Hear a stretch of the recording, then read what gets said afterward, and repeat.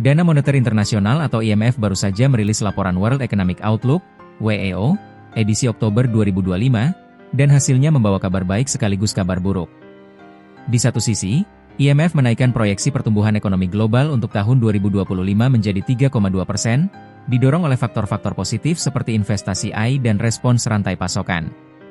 Namun, di sisi lain, IMF meramalkan bahwa 3 negara justru akan mengalami kemerosotan atau kontraksi ekonomi yang signifikan pada tahun ini dan tahun depan.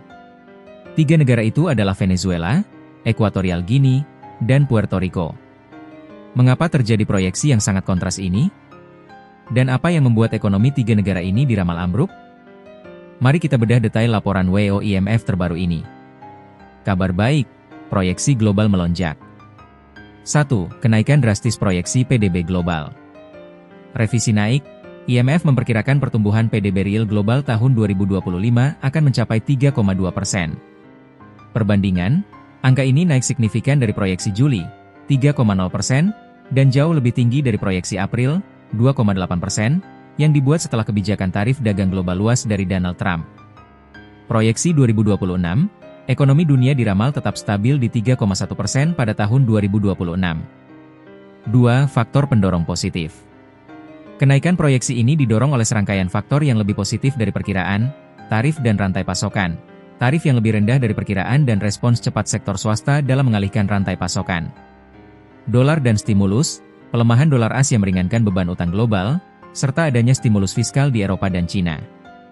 Investasi AI, lonjakan investasi di sektor kecerdasan buatan, AI, yang meningkatkan produktivitas dan ekspektasi pasar. Sebagaimana dikatakan Kepala Ekonom IMF, Pierre-Olivier Gourinchas, intinya, situasinya tidak seburuk yang kami takutkan, tapi masih lebih buruk dari yang kami harapkan setahun lalu, dan lebih buruk dari yang seharusnya. Kabar buruk, 3 negara ambruk. 3 negara ini diramal IMF akan mengalami kemerosotan ekonomi, kontraksi, pada periode 2025 hingga 2026. 1. Venezuela, kemerosotan drastis. Proyeksi kontraksi 2026, minus 3%.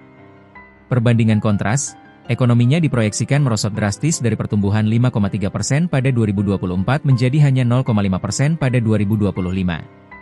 Catatan IMF menyebut proyeksi ini harus ditafsirkan hati-hati karena dampak hiperinflasi, kelangkaan data yang dilaporkan, dan ketidakpastian dari otoritas setempat.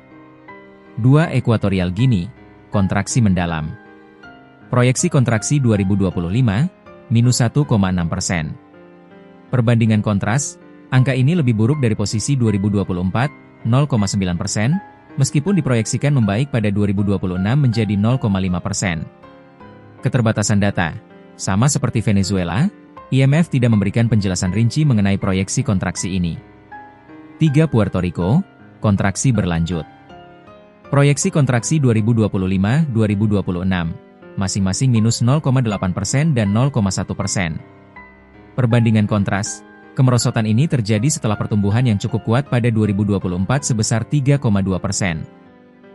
Laporan WEO Oktober 2025 ini menunjukkan adanya kesenjangan pertumbuhan yang lebar. Dunia secara umum diproyeksikan menuju pemulihan dan pertumbuhan berkat adaptasi teknologi dan kebijakan fiskal yang membaik. Namun, Venezuela, Equatorial Guinea, dan Puerto Rico menunjukkan bahwa ada negara-negara yang berjuang keras menghadapi tantangan struktural, kelangkaan data, dan ketidakpastian politik ekonomi yang membuat mereka terperangkap dalam kontraksi. Menurut Anda, faktor mana, internal atau eksternal, yang paling menentukan kemerosotan ekonomi ketiga negara tersebut? Dan apakah lonjakan investasi AI benar-benar akan menjadi kunci pertumbuhan global di tahun 2025? Sampaikan analisis dan pandangan Anda di kolom komentar di bawah. Jangan lupa like video ini, subscribe untuk analisis mendalam mengenai ekonomi global dan finansial, dan nyalakan lonceng notifikasi. Sampai jumpa di video berikutnya.